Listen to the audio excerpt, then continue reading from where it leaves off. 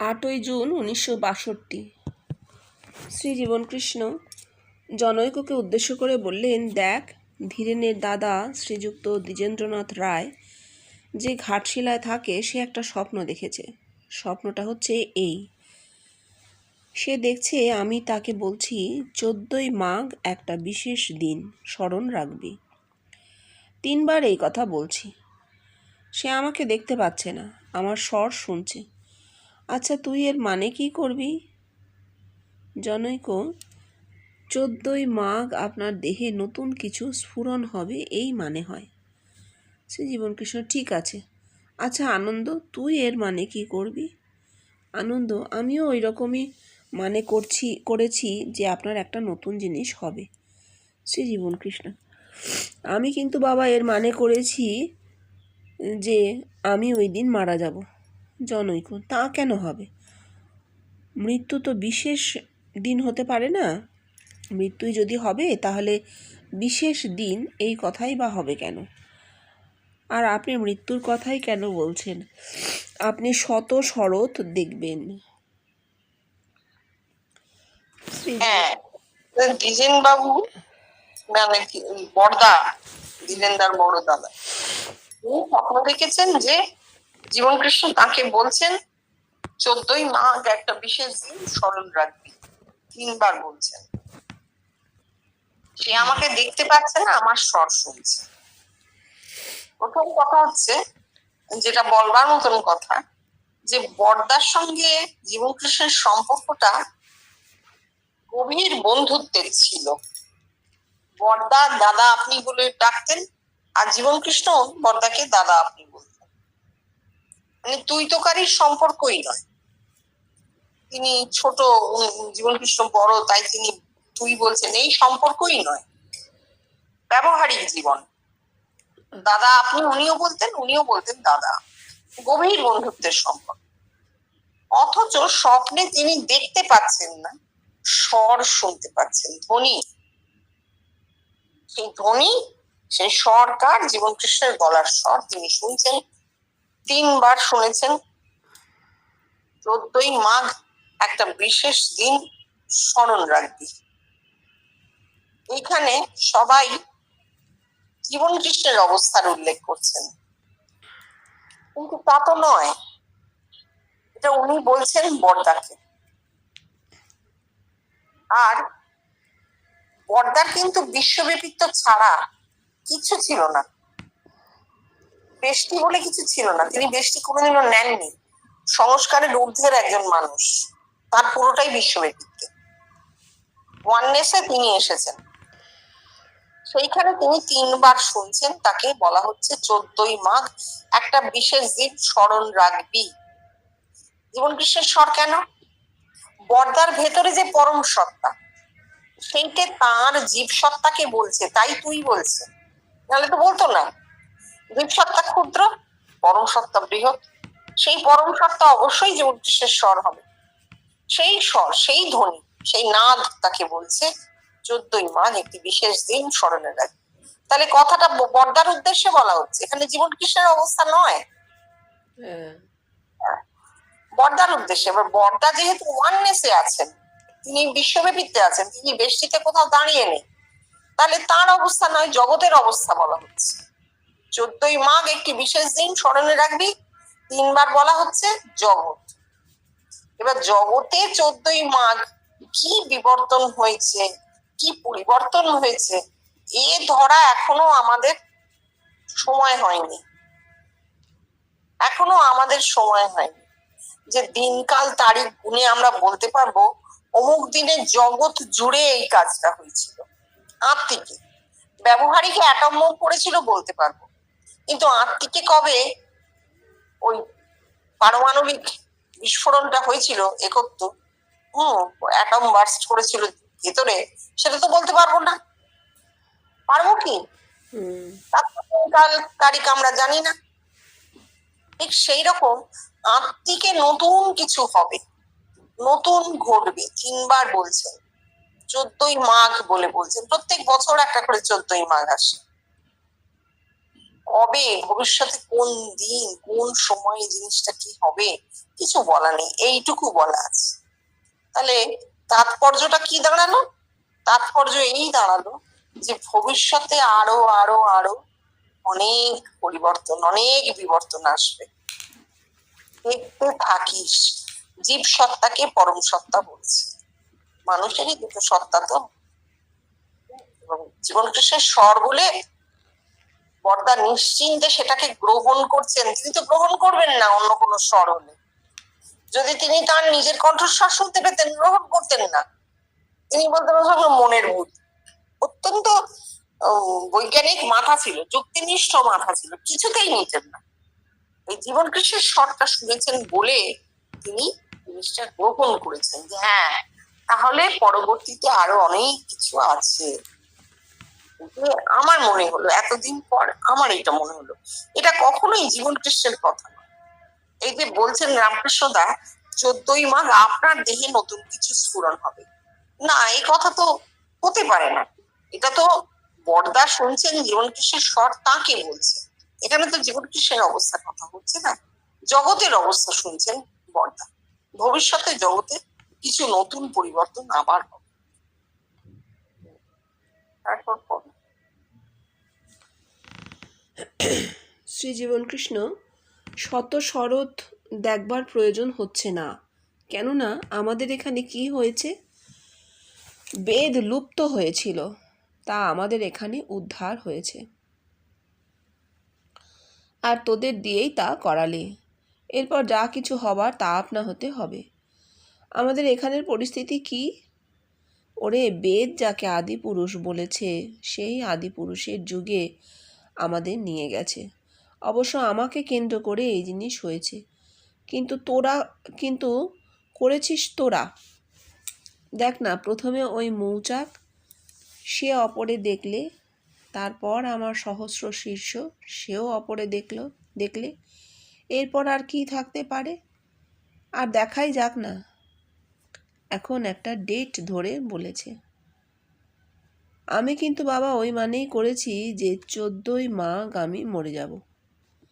আর দেখো বাবা, তোমরা ভেবেছো যে তোমাদের এমনি করেই কাটবে। দেখ, আমি প্রথমে ভেবেছিলাম বেশ অনুভূতি হচ্ছে, বুঝি এমনি করেই আমার দিন বেশ কেটে যাবে। কিন্তু বাবা, আমার এইখানে পেছনের অংশ দেখিয়ে কড়া পড়ে গেছে বসে বসে, আর মাঝে মাঝে জ্বালাও করে। হ্যাঁ, এই যে সহস্র শীর্ষ পুরুষ আবার বলছেন, উনি কিরকম কথাটা সরিয়ে আনলেন। এই যে সবাই মৃত্যু, বিশেষ দিন, সুখ আপনার দেহে নতুন হবে, উনি বলছেন আমি ওই দিন মারা যাব। তা কেন মৃত্যু হবে না আপনার?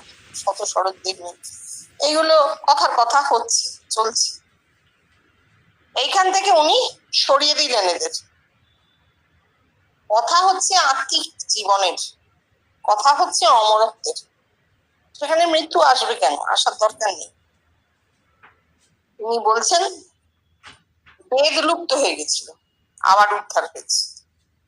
সত্যি, বেদ যখন লেখা হয়েছে তারপরে হাজার হাজার বছর গেছে, মানুষ সেই লিপিকে উদ্ধার করেছে, বেদকে উদ্ধার করেছে, কিন্তু বেদের অন্তর্নিহিত কথাটি ধরতে পারেনি।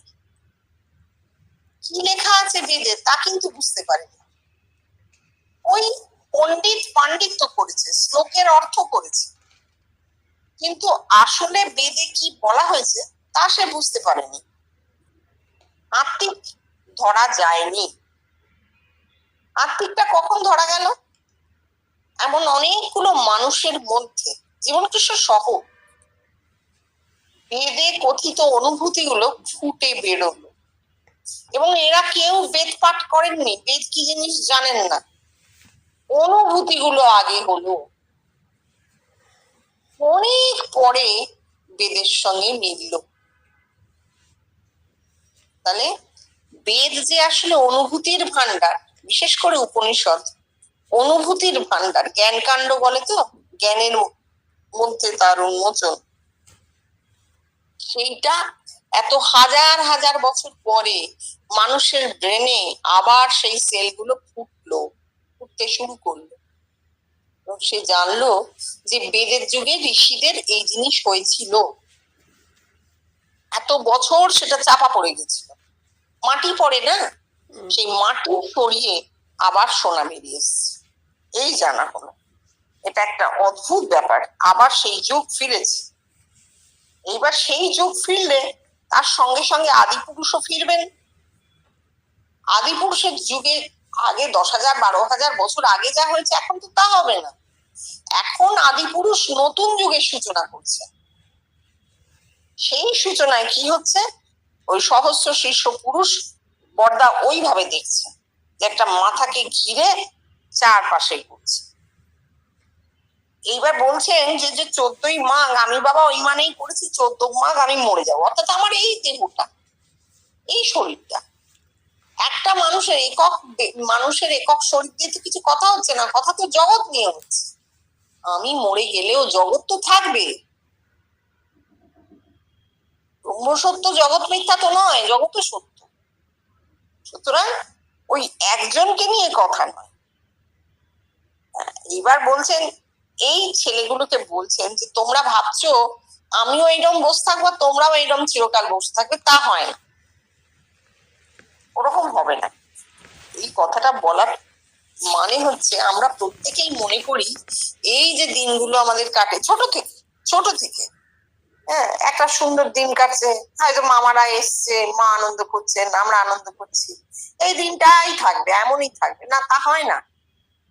প্রত্যেকটা দিন পরিবর্তিত হয়ে যায়, সেই দিনগুলো কেটে যায়, আমরা বড় হয়ে যাই, মামারা আমাদের ছেড়ে চলে যান, মা চলে গেছেন, সবই হয়ে গেছে।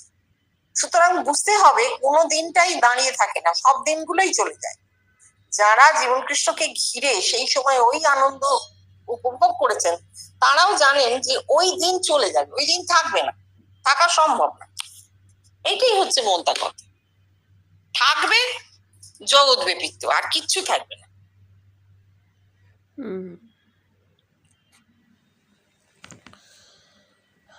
যদি কেউ ব্রহ্মজ্ঞান চায় তো ভক্তিপথে থাকলেও সে ব্রহ্মজ্ঞান পাবে।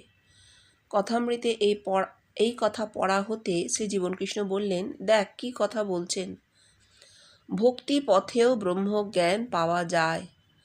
আর তোদের শাস্ত্র কি বলছে, যদি কেউ প্রতীক পুজো করে তাহলে সে প্রতীকেই আবদ্ধ হয়ে থাকে, আর যে প্রতীকবিহীন সাধনা করে তাকে ব্রহ্মপুর থেকে একজন লোক আসে আর এসে তাকে ব্রহ্মপুরে নিয়ে যায়।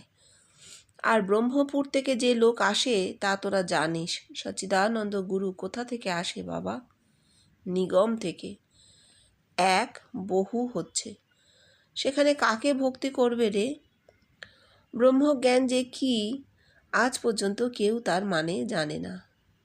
দেখ, এই ইউরোপিয়ান স্কলাররা বেদ উপনিষদের ট্রান্সলেশন করেছে,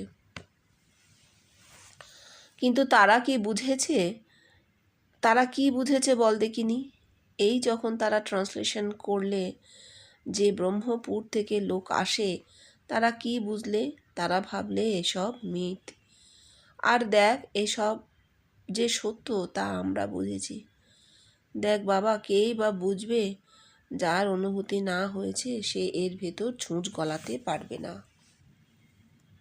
হ্যাঁ, বলছেন ঠাকুর বলছেন যদি কেউ ব্রহ্মজ্ঞান চায় তো ভক্তি পথে থাকলেও সে ব্রহ্মজ্ঞান পাবে। এখন ঠাকুর হয়তো বেষ্টির ব্রহ্মজ্ঞানের কথা বলেছেন, অর্থাৎ ভগবানকে চিন্তা করতে করতে সাধক ভগবানের লীন হয়ে যান। তো এই একটা কথার কথা, তার কারণ আমরা আজ পর্যন্ত এমন কাউকে দেখিনি যিনি ঈশ্বর কথা বলতে বলতে ঈশ্বরের লীন হয়ে গেলেন। হ্যাঁ, ব্যতিক্রম জীবন কৃষ্ণ, ব্যতিক্রম ঠাকুর, ব্যতিক্রম বলতে হবে, কারণ এটা ল নয়। ল যদি হতো তাহলে সর্বজনীন হতো, যে কোনো মানুষ ঈশ্বর কথা বলতে বলতে ঈশ্বরে লীন হয়ে যেতেন। তা কিন্তু হচ্ছে না। একটি বা দুটি হওয়া মানে বোঝা যাবে এটা ব্যতিক্রম, এটা আইন নয়। Exception proves the law. লটা হচ্ছে এই অবস্থা হয় না। মানে ভক্তি পথে ব্রহ্মজ্ঞান বলতে ঠাকুর যেটা বলতে চেয়েছেন, যে ঈশ্বর কথা বলতে বলতে বা ঈশ্বরকে চিন্তা করতে করতে ঈশ্বরে লীন হয়ে যাওয়া বেষ্টিতে, এটা হয় না বললেই চলে। বেষ্টি মানেই তো একজনের, তাকে নেওয়া যায় না, গ্রহণ করা যায় না। সেটা ঠাকুরের হয়েছে, সে সত্য আমরা অবশ্যই গ্রহণ করব, কেননা আমরা ভেতরে ঠাকুরকে দেখেছি, ঠাকুরকে আমরা প্রায় প্রত্যেকেই ভেতরে দেখেছি। সুতরাং তিনি যে একজন সত্যবান পুরুষ সেটা আমরা জানি, তাই আমরা এটা গ্রহণ করছি। কিন্তু আমাদের এই অবস্থা হবে না, হয় না। তাহলে এই বেষ্টির ব্রহ্মজ্ঞান নেওয়া গেল না। এই ভক্তিপথে ব্রহ্মজ্ঞান। এইবার ভক্তিপথ মানে কি? ভক্তি মানে ভক্তের একটি ইষ্ট থাকবে, যে ভক্ত তার ইষ্ট থাকবেই থাকবে। তুমি যদি বলো মুসলমানরা যে এত ভক্ত, তারা বাপরে কি নিষ্ঠা তাদের আরাধনায়, তারা তো আল্লাহর আরাধনা করে। আল্লাহ তো প্রতীক নয়, আল্লাহ তো নিরাকার। না, আল্লাহ প্রতীক, অবশ্যই নিরাকার একটি প্রতীকই তো। তারা তো বলছে নিরাকার, কিন্তু পুজো তো করছে ব্যক্তির মতন না। আল্লাহকে তারা ব্যক্তি মনে করে, আল্লাহকে ব্যক্তি বিশেষ মনে করে। পরমেশ্বর তিনি এই সব সৃষ্টি করেছেন, তিনি আমাদের ভালো মন্দর হিসেব রাখছেন, তিনি আমাদের পাপ পুণ্যের হিসেব রাখছেন, তিনি জান্নাতে নেবেন না জাহান্নামে নেবেন শেষকালে, কায়ামত এলে তখন দেখা যাবে। এই যে কথাগুলো তারা বলেন, তাহলে এটা তো একটা ব্যক্তি বিশেষের কথা, তাই না? যেন আছেন যাকে দেখা যায় না, ছোঁয়া যায় না, ধরা যায় না, কিন্তু তিনি আছেন, তার উদ্দেশ্যে তাদের ভক্তি এবং আরাধনা। তাহলে প্রতীক আছে, ইষ্ট হচ্ছে প্রতীক, যে প্রতীককে আমরা আরাধনা করে থাকি।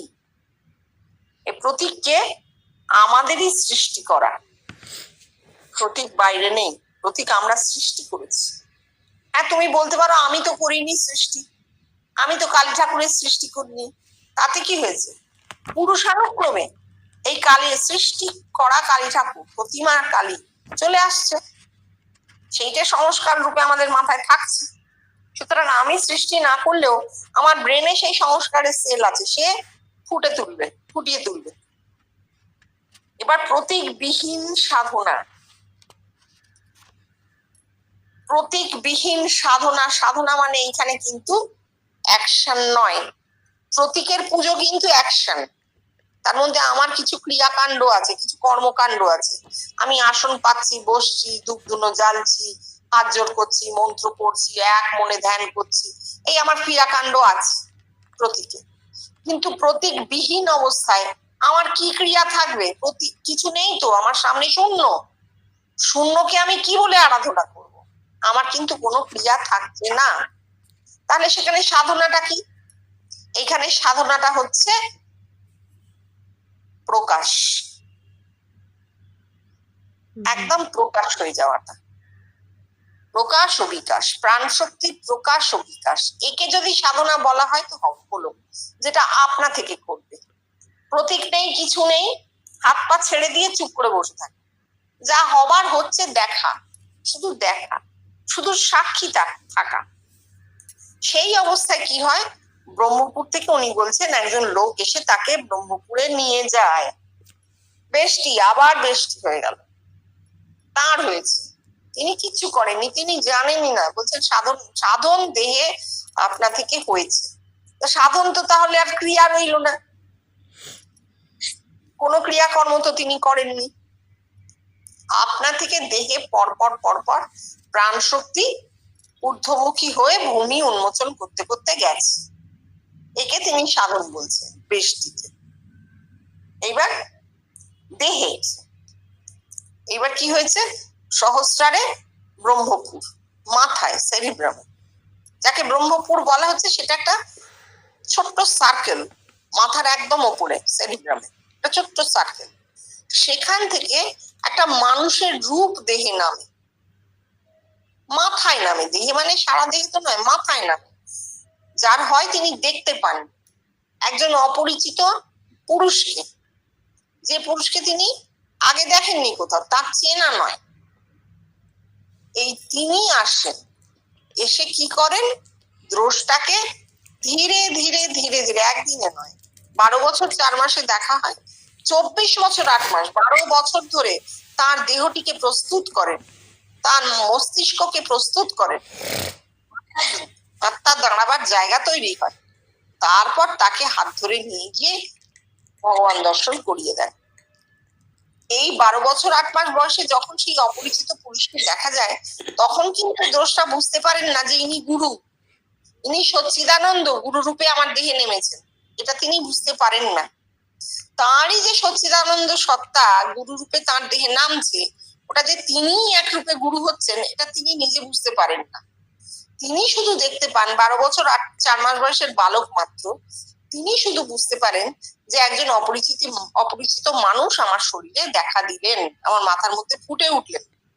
এবং তিনি কি করলেন, তিনি মাঝে মাঝেই এসে কাঁধে করে শহর ঘুরিয়ে দেখাচ্ছেন, কাঁধে করে বৈকাল হ্রদ অব্দি উড়িয়ে নিয়ে যাচ্ছেন, এই সব জায়গা দেখাচ্ছেন, স্থানকালের নাশ করছেন মাথায়।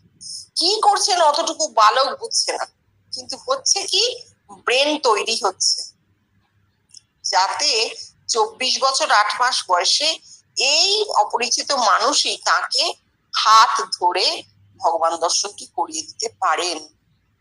এইটাই তাঁর কাজ, এই জন্যই তাকে দেখতে পাওয়া গেছে, এই জন্যই তাকে দেখতে পাওয়া গেছে, এটাই তাঁর কাজ। যিনি দেখছেন তাঁরই সচ্চিদানন্দ সত্তা গুরু রূপে তার মধ্যে দেখা দিয়ে, তার মধ্যে এই বিবর্তন ঘটিয়ে তারপর তাকে নিয়ে ভগবান দর্শন করাচ্ছেন, করে নিজে সেই ভগবানের মধ্যে লীন হয়ে যাচ্ছে। তাহলে এই গুরু সত্তার কাজ ওইখানে শেষ হয়ে গেল, মিটে গেল। এরপর আর কিন্তু সচ্চিদানন্দ গুরুর কোনো কাজ নেই। এই কাজের জন্য তিনি দ্রষ্টার দেহে দেখা দেন। বেশটি একজনের হবে। মনুষ্য জীবনের উদ্দেশ্য ঈশ্বর লাভ একজনের, একটি মানুষের জীবনের উদ্দেশ্য ঈশ্বর লাভ, সেটি হলো, এইটা তিনি বলছেন। বলছেন এক বহু হচ্ছে, সেখানে কাকে ভক্তি করবি রে, এই কথাটা আর তার আগের কথাটা কোথা থেকে আসে? বাবা সচ্চিদানন্দ গুরু ব্রহ্মপুর থেকে। এই দুটো কথার মাঝখানে না বলা কথা তো সহস্র। বেশটির সাধনের শেষে আত্মার সাধন শুরু হয়, দেহের সাধন শেষ হয়ে গেল ভগবান দর্শনের পর। যে মুহূর্তে মানুষটা আত্মার মধ্যে জগৎ দেখতে পাচ্ছেন, সঙ্গে সঙ্গে তিনি দেহাতীত হয়ে গেলেন। না আমি শুধু এই দেহ নই, আমি এই জগৎও বটে, পরিষ্কার তাকে জানানো হচ্ছে। তারপর আত্মার সাধন শুরু হচ্ছে। এই আত্মার সাধনের শেষে গিয়ে এক বহু হচ্ছে, যখন বীজ স্বপ্নবৎ অবস্থায় প্রকাশ পাচ্ছে। বীজ সেই এক স্বপ্নবৎ অবস্থায় কি হচ্ছে, হাজার হাজার মানুষের মধ্যে রূপটা ফুটে উঠছে, সেন রূপেণ অভিনিষ্পদ্যতে হচ্ছে। এই এক বহু, এবং যার রূপটা ফুটে উঠছে তিনি জানেন গোটা প্রসেসটা কিভাবে হচ্ছে। তাই কেউ এসে তাকে প্রণাম করলে তিনি বলতেন, বাবা আমাকে প্রণাম করিস না, তুই কেন এসেছিস বল, ভগবানকে খুঁজতে এসেছিস তো, সে তোর দেহে। অর্থাৎ তিনি এই সুপিরিয়রিটি কোনোদিনও নিতেন না, কোনোদিনও গ্রহণ করেননি যে আমি তোদের থেকে বেশি একটু জানি, বেশি বড়, না, গ্রহণ করেননি। কেন করেননি?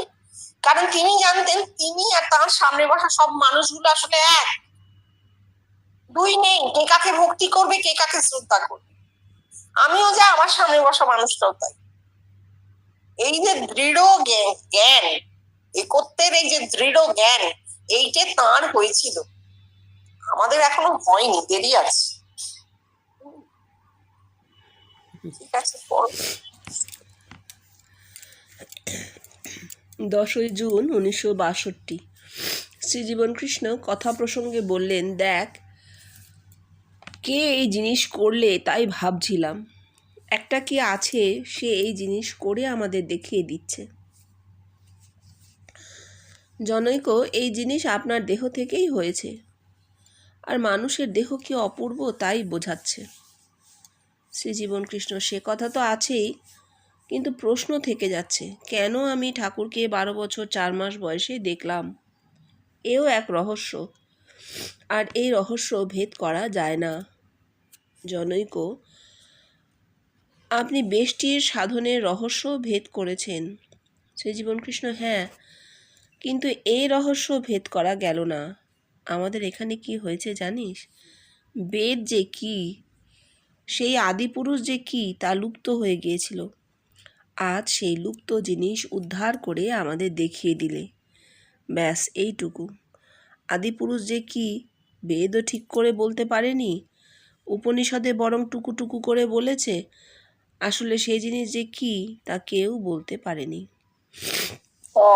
এই যে আদি পুরুষের কথা উনি বলছেন, অবশ্যই একজন মানুষ যিনি প্রথম এই জিনিসটা ধরেছিলেন, যার মধ্যে প্রথমেই উদ্ভাসটা হয়েছিল। সেই অর্থে আমরা এখন দেখতে পাচ্ছি জীবন কৃষ্ণ সেই আদি পুরুষ, তিনি প্রথম আমাদের জানালেন, তার মধ্যে দিয়েই প্রথম জিনিসটা ঘটলো, এগুলো আমরা বুঝতে পারছি। কিন্তু কথা হচ্ছে আগে আমরা জানতাম না, আগে এই জিনিস বোঝা যায়নি। বা আজ থেকে 10-12 হাজার বছর আগে, তারও বেশি আগে, যখন আগুন আবিষ্কার হয়েছে, আদি পুরুষের মাধ্যমে সভ্যতার সূত্রপাত, আগুন আবিষ্কার হয়েছে, ঘোড়াকে পোষ মানাতে শিখেছে আর্যরা, এই যে ঘটনাগুলো ঘটেছে, এগুলো কে করেছেন তার কিন্তু কোনো আমাদের কাছে নেই, প্রমাণ নেই, আমাদের কাছে কোনো ডকুমেন্ট এভিডেন্স নেই, সাক্ষ্য প্রমাণ নেই। কিন্তু এত হাজার বছর বাদে আত্মিকে জীবন কৃষ্ণের মাধ্যমে যে যে ঘটনাটা ঘটলো, তার প্রমাণ আমাদের কাছে আছে, একটাই বইগুলো। তারপর আরো বই, এই মহাজীবনে বহু মানুষ লিখেছেন তাদের প্রথম দর্শন অনুভূতি, মানিককে আছে হাজার হাজার মানুষের স্বপ্নের কথা, এবং এইগুলো পাওয়া মানে পার্ট ফর দ্য হোল, এটা স্যাম্পল। এই স্যাম্পল পাওয়ার মানে আরো এছাড়াও আরো লক্ষ লক্ষ লোকের এই জিনিস হয়েছে যা জানা যায়নি। স্যাম্পল এই কথাই বলে যে আরো লক্ষ লক্ষ লোকের এই জিনিস হয়েছে, কিন্তু আমরা জানতে পারি। তাহলে এখন আমরা জানছি আদিপুরুষ কি, আদিপুরুষ ব্যবহারিক কিরকম ছিলেন আমরা জানি না। আত্মিকে আদিপুরুষ হচ্ছেন তিনি, যিনি আমার মধ্যে এই আত্মিক জীবনের উন্মোচন ঘটাচ্ছেন।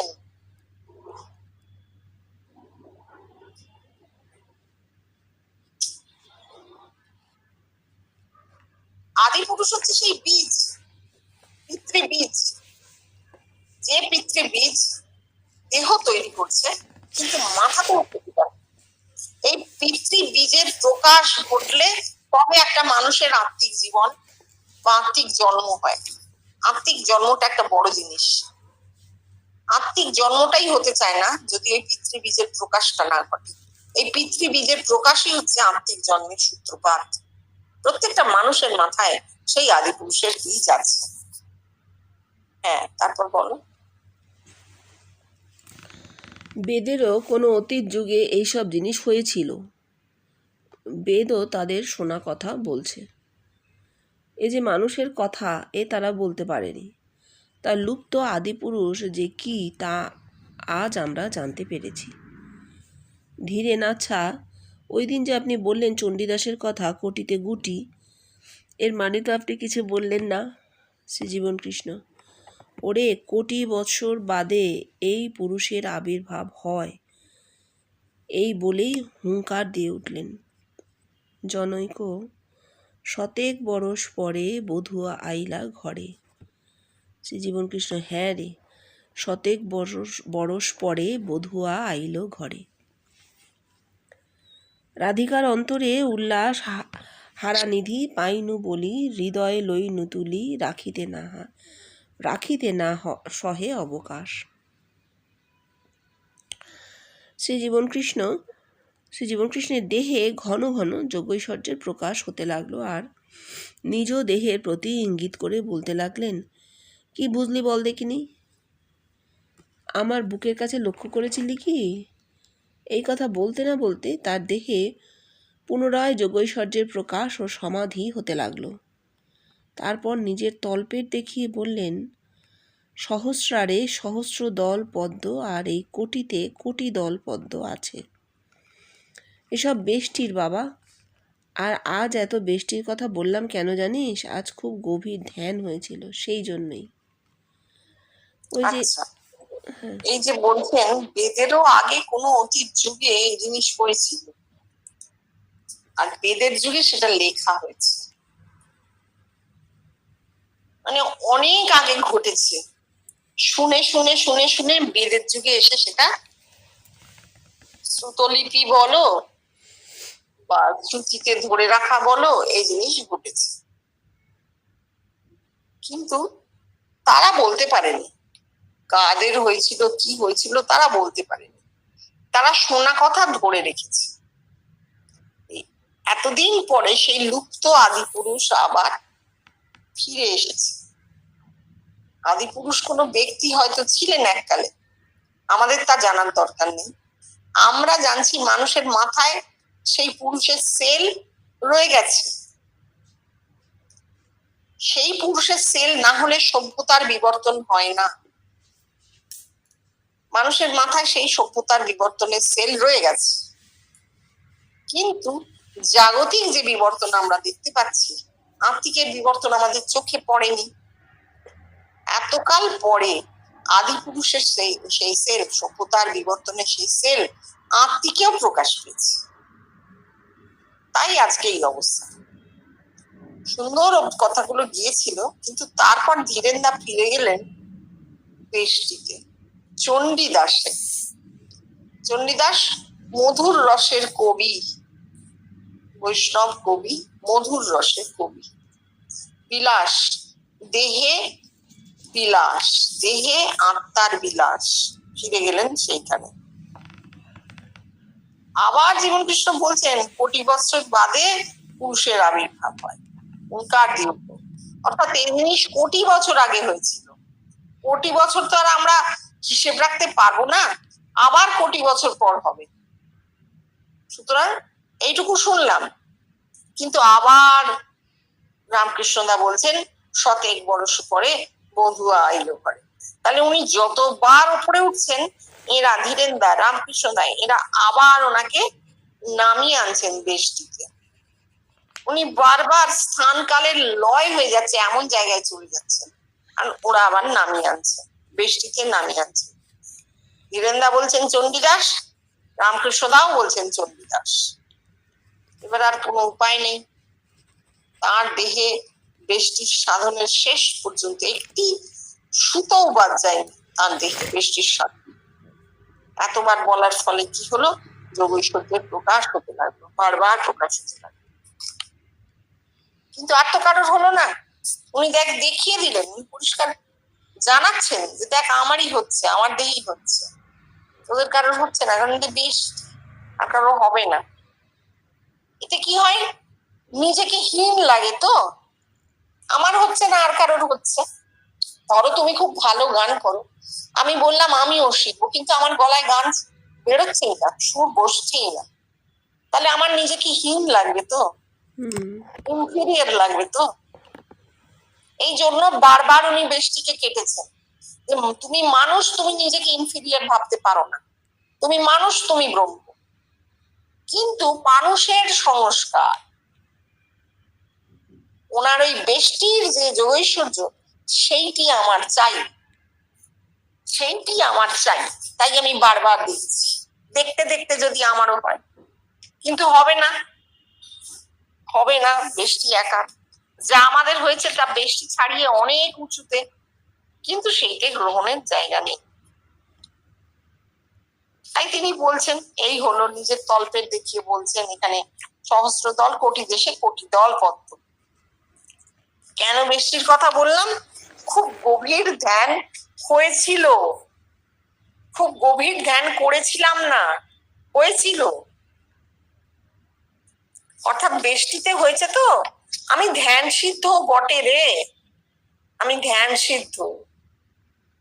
কি করবি, বেষ্টি কারোর হবে না। ঠিক আছে, তারপর একটা ওই যে গীতায় বলেছে প্রয়াণকালে, ওই যে রে ভ্রূমূর্ধ প্রাণম আবেশ্য পুরুষমু পৈতি দিব্যম, পুরুষমু পৈতি দিব্যম। এ কি এমন আর অনুভূতির কথা বলছে? ও তো সামান্য অনুভূতি। কর কর করে কড়কড় করে নিচু থেকে লিঙ্গ শীর্ষ থেকে উঠতে উঠতে ভ্রুর কাছে এসে শট করে নিজের দুই ভ্রু মধ্যবর্তী স্থানে আঙুল দেখিয়ে ভেতরে ঢুকে গেল, আর সঙ্গে সঙ্গে দপ করে একটু জ্বলে উঠল। নিজের কণ্ঠদেশ থেকে সহস্রার অবধি দেখালেন এ এমন কিছু বড় অনুভূতি নয়।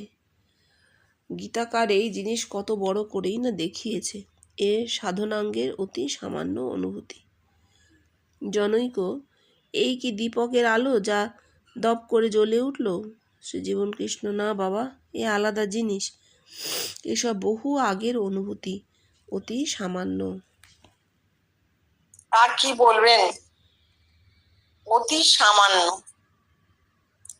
এই যে যাকে এরা মনে করছেন, বৃষ্টির অনুভূতি গুলো নিয়ে সবাইয়ের মনের মধ্যে একটা কি বলবো, আকাঙ্ক্ষা থাকে, গাঢ় আকাঙ্ক্ষা যে আমারও হোক। গীতায় কতটুকু বলেছে, প্রয়াণকালে, মানে মৃত্যুকালে। মৃত্যুকালে কি হচ্ছে সে বলবার জন্য কে আছে? কেউ নেই, 1 নম্বর। 2 হচ্ছে ভ্রুবর মধ্যে প্রাণমাবেশ। উনি বলেছিলেন যে এই একটা মাত্র গীতায় যোগের কথা আছে, যে 2 ভ্রুর মাঝখানে প্রাণ ঢুকে যাচ্ছে। কিন্তু তারপর সে কতটুকু কথা একদম কেটে বলে দিচ্ছেন কি হয়। একদম নিচ থেকে রেতপাত হবে না, উঠতে উঠতে ভ্রুমধ্যবর্তী স্থান দিয়ে সহস্রারে ঢুকে যায়, গিয়ে জ্বলে ওঠে। এমন কিছু বড় অনুভূতি নয় বলছেন গীতাকার। এই জিনিস কত বড় করেই না দেখিয়েছে, সাধনাঙ্গের অতি সামান্য অনুভূতি। কেন বলছেন? সামনে যারা বসে আছেন তাদের যে বেষ্টির আকাঙ্ক্ষা আছে, বেষ্টির অনুভূতির আকাঙ্ক্ষা আছে, তাই পই পই করে বারবার বলছেন, বাবা বেষ্টি এই এতটুকু, আমি বেষ্টি ফেলে দিয়েছি, তোরা কেন পাচ্ছিস না? বাবা অনুভূতি গুচ্ছির হলেই তো হলো না, ও একটা অহংকারের দ্বীপও হয়। বারবার বলছেন, বারবার হ্যামার করছেন। তিনি কি জানতেন না তার সামনে যারা বসে আছে তাদের সেই আকাঙ্ক্ষা জীবনেও মিটবে না? জানতেন। তার বলার পরেও তাদের যে ধারণা হবে না, তিনি জানতেন না? জানতেন। তাহলে বলেছেন কেন? ওই যে রামকৃষ্ণদা নোট রাখছেন, এই জন্যে বলা, যাতে ভবিষ্যতের মানুষ পড়ে তাদের মনে আকাঙ্ক্ষা না জাগে। তারা জান তাদের কারোর না কারোর তো মাথায় ধারণা হবে যে বেষ্টি সকলের নয়, বেষ্টি সর্বজনীন নয়, বেষ্টি এই এতটুকু। বিশ্ব তার কাছে কত বড়, সমুদ্রের 1 ফোঁটা জল আর সমস্ত সমুদ্র, কোনটা বেশি বড়? এই বড়টাকে নেবে, বৃহৎকে মানুষ নেবে, ক্ষুদ্রকে মানুষ নেবে না। এই জন্য বলে বলে বলে বলে গেছে, পই পই করে বলছেন সামান্য অনুভূতি। তারপরেও রামকৃষ্ণদা বলছেন, এটা কি দীপকের আলো যা জ্বলে উঠলো? না, এসব বহু আগের অনুভূতি। এই যে রামকৃষ্ণদা বললেন, একটা তাৎক্ষণিক প্রশ্ন হয়ে গেল, ঠিক না হলেই ভালো হতো, কি করে এটা দীপকের আলো হবে? দীপকের আলো তো চৈতন্যের অবতরণ হচ্ছে শক্তি রূপে, সহস্রার থেকে কণ্ঠদেশ পর্যন্ত। তাহলে মাথা থেকে নামছে নিগম, তাই তো? দেহে যে নিগম, বেষ্টির নিগম, সহস্রার থেকে কণ্ঠ পর্যন্ত নামছে, সেইটা জ্বলে উঠছে। দীপক একটা ব্র্যান্ড ছিল, রং মশালের ব্র্যান্ড। অনেকক্ষণ ধরে অনেকটা বড় আলো হতো, সেইটা উনি মাথার মধ্যে দেখেছিলেন। তার সঙ্গে এর কোনো তুলনা চলে? এ তো নিম্নভূমি থেকে উঠছে, নিম্নশীর্ষ মানে একদম নিম্নভূমি থেকে উঠছে, উঠে ভুরুর মধ্যে দিয়ে সহস্রাটে যখন যাচ্ছে, সেটা আগুনের মতো জ্বলে যাচ্ছে ফট করে। তেজ তো অবশ্যই তো, রেত তেজ, জ্বলে যাচ্ছে আগুনের মতো। তাহলে একটা আগম দেহ থেকে উঠছে, উঠে সহস্রাটে এইভাবে দেখা যাচ্ছে। কতটুকু বলছেন, কতটুকু? সেখানে চৈতন্যের অবতরণ অনেক বড় জিনিস, অনেক বড়। পৌরাণিক নিগম ঠিক, কিন্তু অনেক বড় জিনিস। বৃষ্টিতেই হয় এও ঠিক, কিন্তু সে সমস্ত আগমের সাধনের শেষে হয়, কখনোই আগম না। তফাৎ তো হুম। ঠিক আছে।